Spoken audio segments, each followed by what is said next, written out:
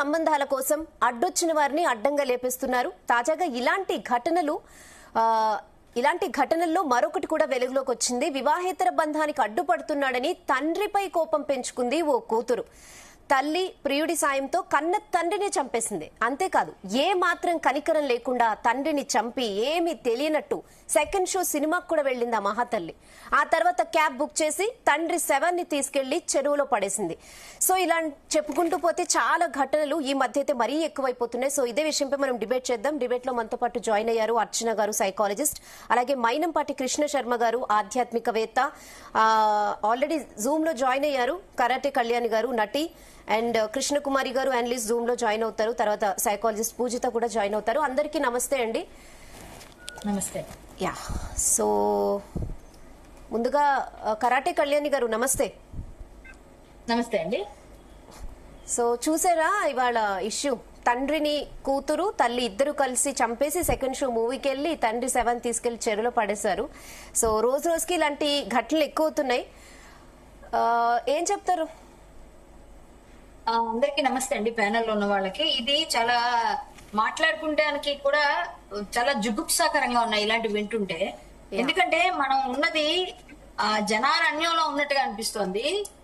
అసలు మనం ఫస్ట్ ఇదంతా ఎక్కడ తప్పు, ఎక్కడ స్టార్ట్ అవుతుందని మొదలు పెడితే, పూర్వకాలంలో గురుకులంలో, ఆశ్రమాల్లో, లేకపోతే స్కూల్స్ లో ఎక్కడైనా గానీ మంచిగా విద్యా బుద్ధులు నేర్పించేటప్పుడు ఎలా ఉండాలి, రాముడు, రామాయణం, భారతం, భాగవతం ఇవన్నీ కూడా ధర్మాల గురించి గాని, గృహస్థ ధర్మాలు, భార్య ఎలా మెలగాలి, భర్త ఎలా ఉండాలి, తల్లిదండ్రులను ఎలా చూసుకోవాలి, శ్రవణ కుమారుడు ఎలా చూసుకున్నాడు, రాముడు ఎలా పితృవాక్య పాలన చేశాడు, ఇలాంటివన్నీ కూడా తెలిసేవి చెప్పేవారు. తల్లిదండ్రులు కథల రూపంలో కూడా బామ్మలు, తాతమ్మలు చెప్తున్నప్పుడు వినేవారు.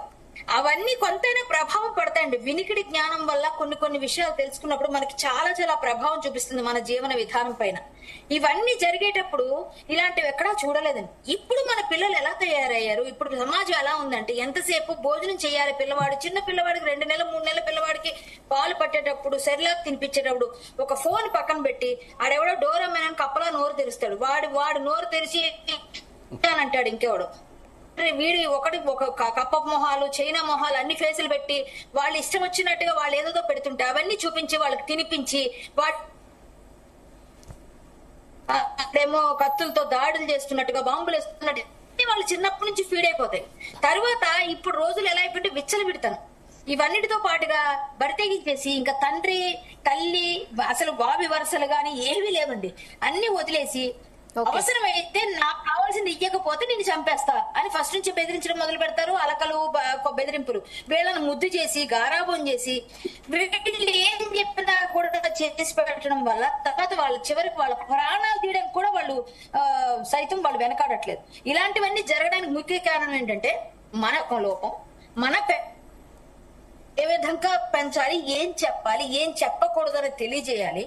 అంతేకాకుండా ఇప్పుడు ఎడ్యుకేషన్ లో కూడా అంటే మనం చెప్పాలంటే అడల్టరీ, ఇప్పుడు ఎవరైతే పెరుగుతున్నారో పిల్లలు, గ్రోన్ అప్ ఎవరైతే పెరుగుతున్నారో వాళ్ళు పెరుగుతున్నప్పుడు వాళ్ళకి తెలియపరచాలండి, సవ్యంగా తెలియపరచాలి. లేకపోతే ఈ బూతు బొమ్మలు చూసి లేని పొలానికి చెడిపోయి వాగ్వర్సులు వదిలేసి ఎలా పడితే అలా పిచ్చి పిచ్చిగా దాడులు. అంటే మనకు ఒక సబ్జెక్ట్ ఉంటుంది మోరల్ సైన్స్ అనేది, సో అది ప్రతి క్లాస్ లో చెప్తూ ఉంటారు. ఇప్పుడు కూడా మోరల్ సైన్స్ అనే సబ్జెక్ట్ ఉంది కదా. మోరల్ సైన్స్ అని ఉన్నా కూడా అంటే ఇప్పుడు మోరల్ సైన్స్ లో ఇవన్నీ నేర్పిస్తున్నారు, ఇవన్నీ చేస్తున్నారంటే అవన్నీ అవగతం చేసుకునే వాళ్ళు తక్కువ ఉన్నారండి. ముందు ఇంట్లోంచి మొదలవ్వాలి, ప్రక్షాళన ఇంటి నుంచి మొదలవ్వాలి, అన్ని చెప్పడం, తర్వాత అన్ని సైన్స్ లో వస్తాయి.